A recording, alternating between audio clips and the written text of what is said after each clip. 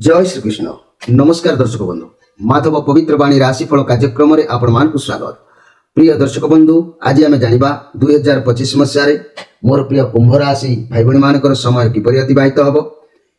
जहाँफल कि ए वर्ष से ग्रह स्थिति गुड़िक किपर समय किपर अनुकूल रते आय करेंगे केते व्यय करेंगे कौन रोग हम कौन घटना घटव एवं क्यों मसरे 12टी मास जनवरी ठार डिसेम्बर मास क्यों तारीख गुड़िक सतर्क रहा आवश्यक प्रत्येक क्षेत्र में मुझे संक्षेप आपण मान वार्ता देवी एवं तार प्रतिकार मु संक्षेप कहबी आपण मैंने निश्चित भाव में कार्यक्रम को प्रथम रु शेष पर्यंत देखा आवश्यक अच्छी पूर्व मोर प्रिय दर्शक बंधु मु 6टी कार्ड बाहर करी 6टी कार्ड 12 मासर कथा कहबी एवं यही कार्यक्रम आरंभ करने पूर्व मोर प्रिय कुंभ राशि भाई भाई मान नूतन वर्ष उपलक्षे हापी न्यू ईयर जनाऊँगी अनेक अनेक अभिनंदन जनाऊँगी भगवान जगन्नाथ पाखे मोर प्रार्थना रखुची जे आपण मानकर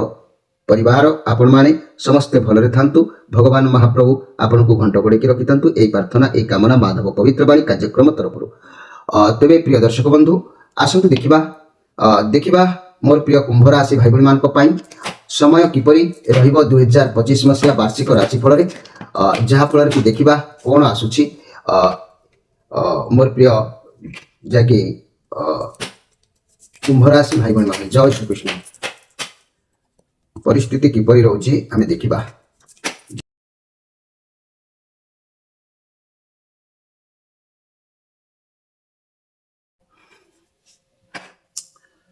मोर प्रिय कुंभ राशि भाई भाई माने जदि मु कहबी कुंभ राशि भाई भाई मानक कथा ए वर्ष एडी गोटे कार्ड आसी page of card positive card आसी पेज ऑफ वांड्स कार्ड जाकी पॉजिटिव कार्ड आसी मोर प्रिय कुंभ राशि भाई भाई माने पेज ऑफ वांड्स कार्ड ये चंद्रमा कार्ड प्रथम आसी ये जनवरी मास ठार डिसेम्बर मास भितर घटना आपन को सूचना दउची ए कार्ड आसीबार माने कौन खुशी खबर गुड न्यूज दर्शेब ए वर्ष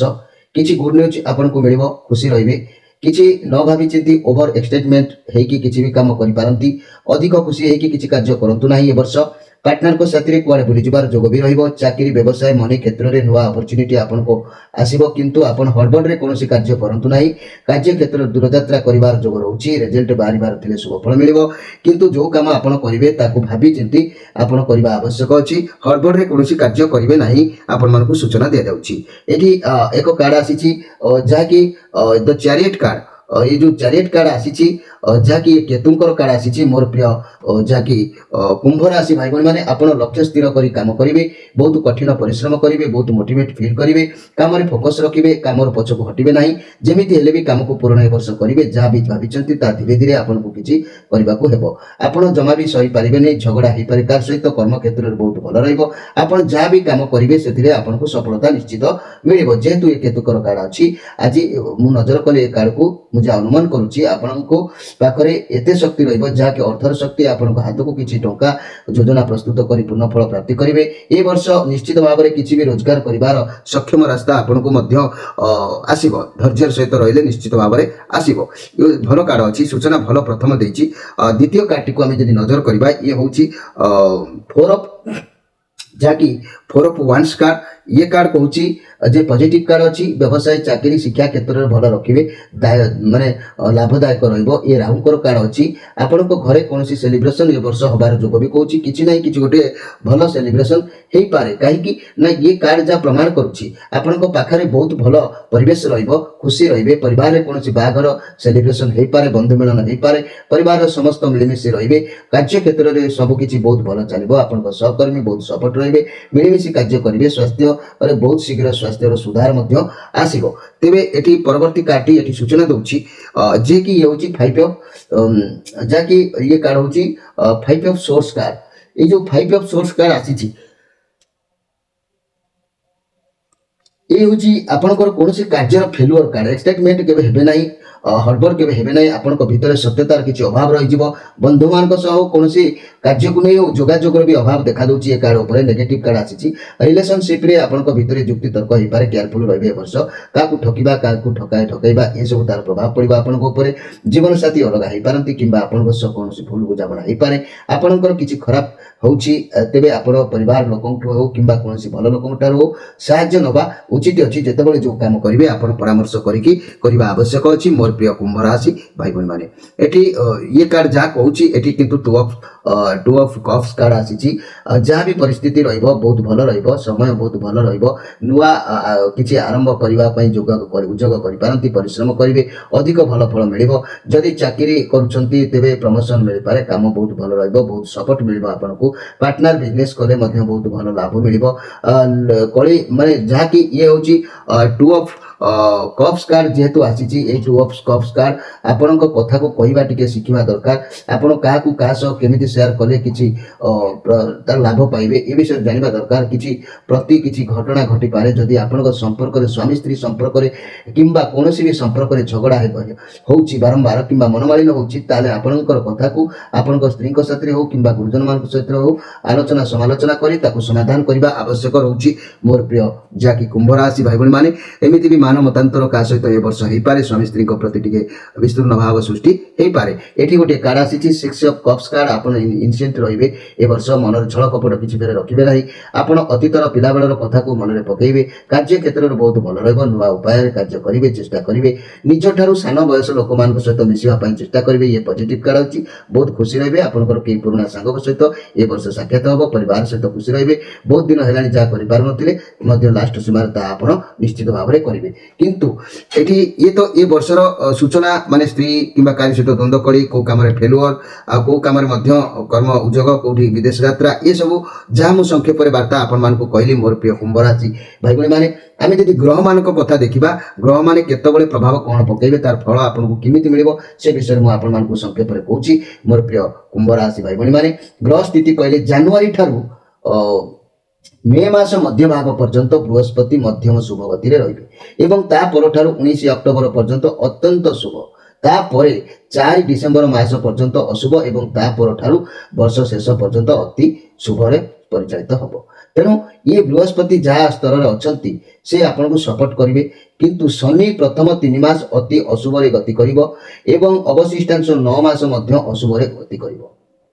वर्ष सारा राहु केतु अति अशुभ रे मध्य रहिबे तेबे ए बृहस्पति जेतिके शुभ रे रहउचंती आ शनि राहु केतु ए माने जेते अशुभ रे अछंती तार प्रभाव किपरि घटिबो मु आपन मान को बुझे की कहूची मने रखंतु कुंभ राशि रो व्यक्ति माने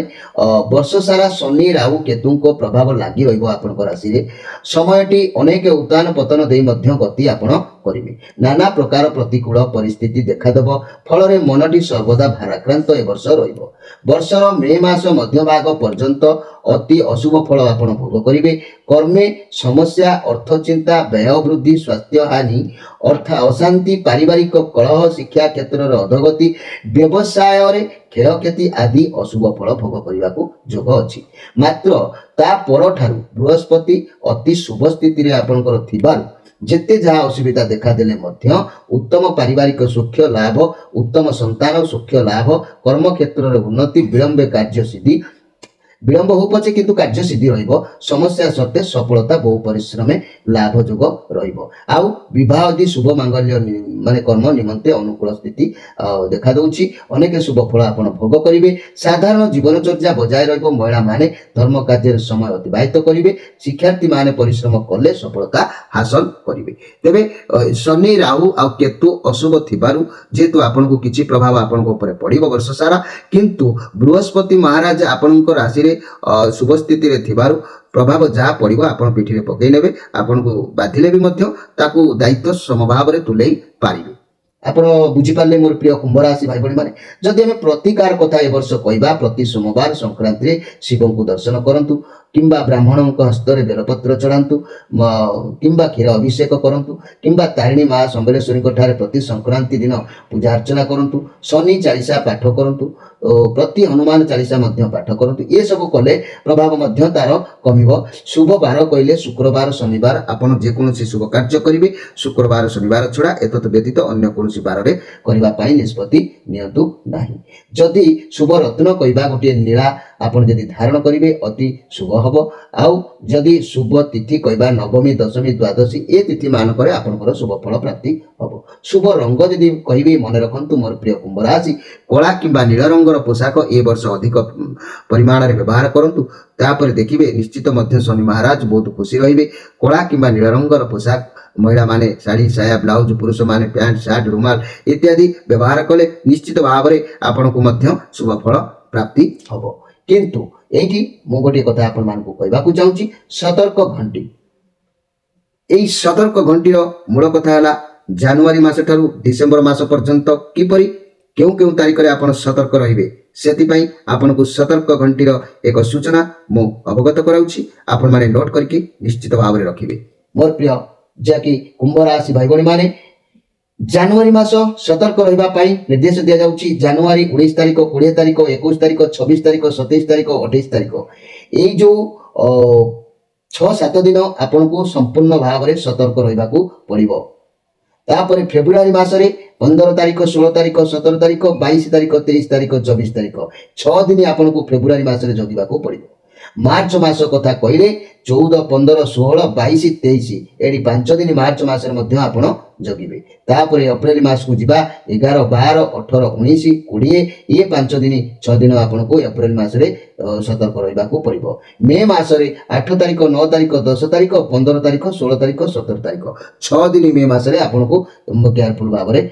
ରହିବାକୁ ପଡ଼ିବ। ତାପରେ ଜୁନ ମାସକୁ ଗଲେ 4, 5, 6, 12, 13 ମାତ୍ର 5 ଦିନ ଜୁନ ମାସରେ ଆପଣଙ୍କୁ ସତର୍କ ରହିବାକୁ ପଡ଼ିବ। ଆଉ ଜୁଲାଇ ମାସରେ 1 ତାରିଖ, 2 ତାରିଖ, 3 ତାରିଖ, 9, 10, 11 ଏବଂ 29, 30, 31 ଏଇ ଯେଉଁ 7-8 ଦିନ ଜୁଲାଇ ମାସରେ ଆପଣଙ୍କୁ କେୟାରଫୁଲ ଭାବରେ ସମୟ ଅତିବାହିତ କରିବାକୁ ପଡ଼ିବ। ଆଉ ତାପରେ ଅଗଷ୍ଟ 5, 6, 7, 25, 26, 27 6 ଦିନ ଅଗଷ୍ଟ ମାସରେ କେୟାରଫୁଲ ଭାବରେ ସମୟ ଅତିବାହିତ କରିବେ। ସେପ୍ଟେମ୍ବର ମାସରେ 2, 3, 21, 22, 23, 29 ଏବଂ 30 এই ସେପ୍ଟେମ୍ବର ମାସରେ ଯଦି ମୁଁ କହିବି ଏଇ ଯେଉଁ ଯାହାକି 7 ଦିନ ଆପଣଙ୍କୁ ସମ୍ପୂର୍ଣ୍ଣ ଜଗି ରଖି ଚାଲିବାକୁ ପଡ଼ିବ। ଅକ୍ଟୋବର ମାସ କହିଲେ 1 ତାରିଖ ଏବଂ 19 ତାରିଖ, 20, 21, 26, 27, 28 ତାରିଖ ପର୍ଯ୍ୟନ୍ତ ଆପଣ କ୍ଲିୟର ଭାବରେ ଜଗି ରଖି ଚଳିବେ। ଯଦି ନଭେମ୍ବର ମାସ କଥା କହିବା 15, 16, 17, 22, 23, 24 ଏଇ ଯେଉଁ 6 ଦିନ ନଭେମ୍ବର ମାସରେ ମଧ୍ୟ ଆପଣଙ୍କୁ ଜଗି ରଖି ଚାଲିବାକୁ ପଡ଼ିବ। ଡିସେମ୍ବର ମାସରେ 12 ତାରିଖ, 13 ତାରିଖ, 14 ତାରିଖ, 20 ତାରିଖ, 21 ତାରିଖ, 22 ତାରିଖ ଏଠି ଡିସେମ୍ବର ମାସରେ ମଧ୍ୟ 6 ଦିନ କ୍ଲିୟର ଭାବରେ ଆପଣ ସଜାଗ ରହିବା ଆବଶ୍ୟକ ଅଛି। ଏଇ ଯେଉଁ କଥା ଗୁଡ଼ିକ କହୁଛି ଏଇ ତାରିଖ ଗୁଡ଼ିକରେ ଘାତ ଚନ୍ଦ୍ର, ଅଷ୍ଟମ ଚନ୍ଦ୍ର ପଡ଼ୁଥିବାରୁ ମାନସିକ ଶାରୀରିକ ପୀଡ଼ା ଆପଣଙ୍କୁ ଲାଗିବ। ଆର୍ଥିକ କ୍ଷୟକ୍ଷତି, ଶୁଭ କାମରେ ବାଧାବିଘ୍ନ, ସମସ୍ୟା ସୃଷ୍ଟି, ଅଘଟଣ କର୍ମଚିନ୍ତା, ପାରିବାରିକ ଚିନ୍ତା ଆଦି ଅତି ଅଶୁଭ ଫଳ ଭୋଗ କରିବାକୁ ଯୋଗ ରହୁଛି। ଏଣୁ ଏହି ତାରିଖରେ ବିଶେଷ ସତର୍କ ଅବଲମ୍ବନ କରିବା ଉଚିତ ଅଛି। ଏହା ଛଡ଼ା ପ୍ରତି ମାସର ଗୁରୁବାର, ତୃତୀୟା, ଅଷ୍ଟମୀ, ତ୍ରୟୋଦଶୀ, ଅମାବାସ୍ୟା, ମାସନ୍ତ ଦିନ ଗୁଡ଼ିକ ଅଶୁଭ ଅଟେ। ଏହି ଦିନମାନଙ୍କରେ ଇଷ୍ଟ ଦେବୀ ମା ଦକ୍ଷିଣକାଳୀଙ୍କୁ ଦର୍ଶନ କରିବା ଆବଶ୍ୟକ ଅଛି। ଇଷ୍ଟ ଦେବତା ଶ୍ରୀକୃଷ୍ଣଙ୍କୁ କିଛି ସମୟ ଧ୍ୟାନ କରି କର୍ମରେ ଫଳ ପ୍ରବୃତ୍ତ ହେଲେ ଅଶୁଭ ଫଳରୁ ମଧ୍ୟ କିଛି ପରିମାଣରେ ସୁରକ୍ଷା ପାଇପାରିବେ। ଶ୍ରୀକୃଷ୍ଣଙ୍କୁ ଆପଣ ଧ୍ୟାନ କରିବା ଆବଶ୍ୟକ ଅଛି। ମୋର ପ୍ରିୟ ଯାହାକି କୁମ୍ଭ ରାଶି ଭାଇ ଭଉଣୀମାନେ, ଇଏ ଥିଲା ଆପଣମାନଙ୍କ ପାଇଁ ଏ ବର୍ଷ ଜାନୁଆରୀ ମାସ ଠାରୁ ଡିସେମ୍ବର ମାସ ପର୍ଯ୍ୟନ୍ତ ସତର୍କ ଘଣ୍ଟିର ସତର୍କ ତାରିଖ। କିନ୍ତୁ ଏଇଠି ଗୋଟିଏ କଥା ମୁଁ କହୁଛି, ଏ ବର୍ଷ ଆୟ ବ୍ୟୟ ଅନୁସାରେ କୁମ୍ଭ ରାଶି ବ୍ୟକ୍ତିମାନେ 2 ଟଙ୍କା ରୋଜଗାର କଲେ 6 ଟଙ୍କା ଖର୍ଚ୍ଚ ହେବ କିମ୍ବା 5 ଟଙ୍କା ରୋଜଗାର କଲା ବେଳେ 7 ଟଙ୍କା ବ୍ୟୟ ହେବ। ଏଇ ଯେଉଁ ବ୍ୟୟ ବୃଦ୍ଧି ବଢ଼ିବ, ତେଣୁ ଧାର କରଜ ଯାହା ବି ହେଲେ ହାତ ଉଧାରି ଏସବୁ ଆପଣଙ୍କର ଏ ବର୍ଷ ବଢ଼ିଯାଇପାରେ। ସେଥିପ୍ରତି ଆପଣ ଧ୍ୟାନ ଦେବା ଆବଶ୍ୟକ ଅଛି। ଏଇ କୁମ୍ଭ ରାଶିଙ୍କର ଯେହେତୁ ଶନି ଅଶୁଭରେ ଚାଲିବେ, କୁମ୍ଭ ରାଶିଙ୍କର ଅଧିପତି ଗ୍ରହ ହେଉଛନ୍ତି ଶନି, ମାନେ ତାଙ୍କ ରାଶିର ମାଲିକ ହେଉଛନ୍ତି ଶନି। ଶନିଙ୍କର ପ୍ରଭାବ ଯେତେବେଳେ ଅଶୁଭରେ ଚାଲିବ, ମନେ ରଖନ୍ତୁ ଆପଣଙ୍କୁ ଜଣାପଡ଼ିବ କେମିତି ନା ଆପଣଙ୍କ ଦେହରେ ଯକ୍ଷ୍ମା ରୋଗ, ବାତ ଜନିତ ରୋଗ, ଉଦର ରୋଗ, ମୂର୍ଚ୍ଛା ରୋଗ, ସ୍ନାୟୁବିକ ରୋଗ, କୃମି ରୋଗ କିମ୍ବା ପକ୍ଷଘାତ, ଶ୍ୱାସ ବାତ ରୋଗ, ହସ୍ତପାଦ କମ୍ପିବା ରୋଗ ଇତ୍ୟାଦି ଏସବୁ ଦେଖା ଦେବ। ଯଦି ଏଭଳି କିଛି ଆପଣଙ୍କୁ ଆଖ୍ୟା ଜଣାପଡ଼ିଲା, ତାହେଲେ ଆପଣ ପ୍ରତିକାର ମଧ୍ୟ ମୁଁ କହୁଛି, ବାଡ଼ିଅଁଳା ମୂଳକୁ ଶନିବାର ଦିନ ପ୍ରଭାତ ସମୟରୁ ଆଣି ତାକୁ କୌଣସି କବଜରେ ଭରି ଆପଣ ତାକୁ ଶନିଙ୍କ ନାଁରେ ଧାରଣ କଲେ ଆପଣଙ୍କର ଏହି ରୋଗ ଗୁଡ଼ିକ ଆପଣଙ୍କ ଉପରେ ପ୍ରଭାବ ପଡ଼ିପାରିବ ନାହିଁ। ଯଦି ବାଡ଼ିଅଁଳା ମୂଳ ଆପଣ ସଂଗ୍ରହ କରି ନ ପାରିବେ କିମ୍ବା କବଜ ପ୍ରସ୍ତୁତି ନ କରିପାରିବେ, ଆମଠାରୁ ଶନିଙ୍କର ପ୍ରିୟ